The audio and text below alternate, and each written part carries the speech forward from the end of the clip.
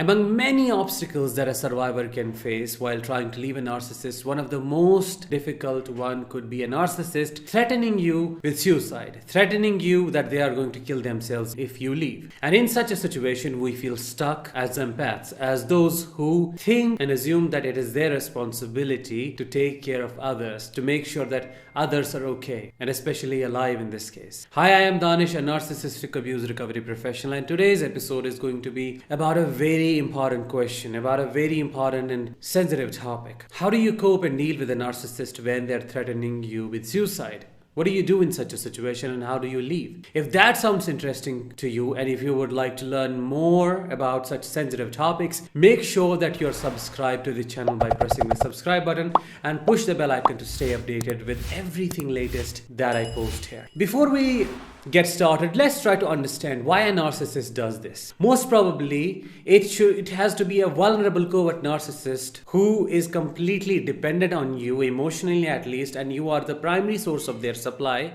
And that's why they have to keep you under this fear, control, thinking that if you leave, everything is going to get destroyed, and if anything happens to them, you are going to be held liable for it. So it's a means of control. It's a means of keeping you stuck in the relationship so that they can keep extracting the supply they do, as of now. And after understanding that, you have to understand the second and most important thing, that most of the times this is an empty threat. In my whole career, in my whole practice, I have seen only one single case where a narcissist said this but didn't do it until he was completely exposed and nothing was kept hidden. Like there was no chance for him to put on a mask or hide behind a mask. That is when it happened, and it was very unfortunate. Otherwise, 99.99% of the time, I just see it as an empty threat and nothing happens. They may create a dramatic, a chaotic situation when you leave, and I'll of course prepare you for that, how to deal with that in the later part of the video, but they do not do what they say they will do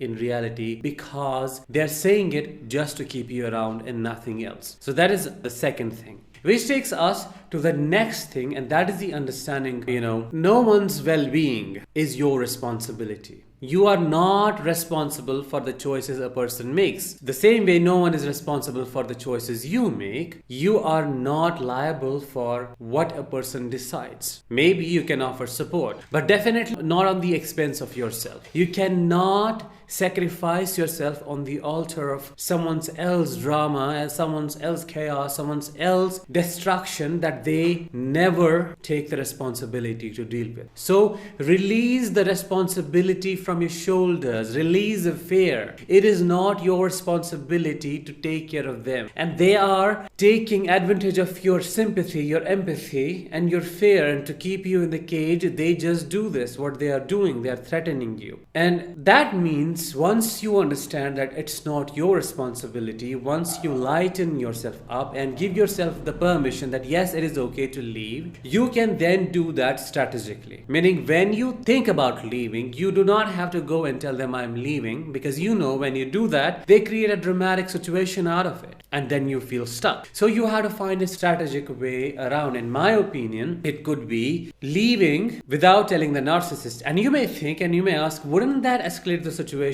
Wouldn't that make it even worse? Probably it would. That's why you have to take care of two other things. One, you have to contact the authorities, the police, or anyone you think that can help you legally, and let them know that if this person does something to themselves, it is going to be solely their responsibility and not yours. Why? Again, because this is an abusive situation and they have been trying to control you through threatening suicide. And that is why once you are done that, you would mitigate the risk there. Legally, the chances of you being held liable would be much less. And the second thing, you can contact their family, you can contact their friends, but once you leave, you have to do these things, but immediately, right next to it. And you have to let them know that please go there and take care of them. They might make a situation that is dramatic, that is chaotic, chaotic, and it's your I am not responsible for that. It's their choice what they are going to do. I have done what I could, and I do not find the compatibility that we need to coexist, and thus I am leaving the situation. And they would be aware and they could take care of this person. But you have to contact those who you know either understand your situation or from their side, like their family, but understand your situation. Second, if they do not, they are neutral, not the flying monkeys, because then it can be triangulated and things can go the wrong way. So you have to contact those people. You have to at least let the neighbors know, anyone that you think could handle them in the chaotic, dramatic situation they create out of nothing, and also the authorities that would mitigate the risk. Once you leave, they are going to flood you with messages. They are going to send messages. Even some of them could harm themselves,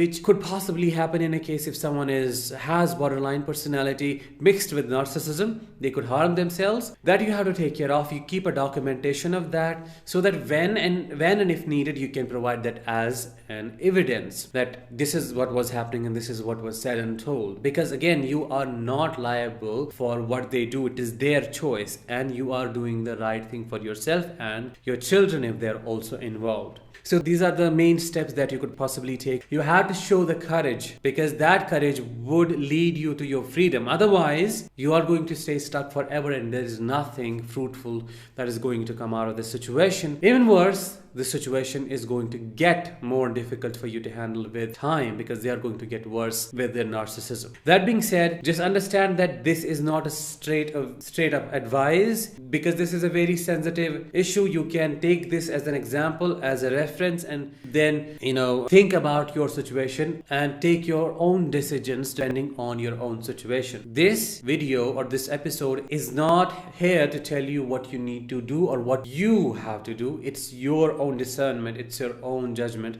that will lead you to that point. This episode is just a way of understanding the situation and a way of navigating situation. Hope that made sense, and you were able to learn how to deal with a narcissist who is threatening suicide. I'll talk with you in the next one. Till then, let the healing begin.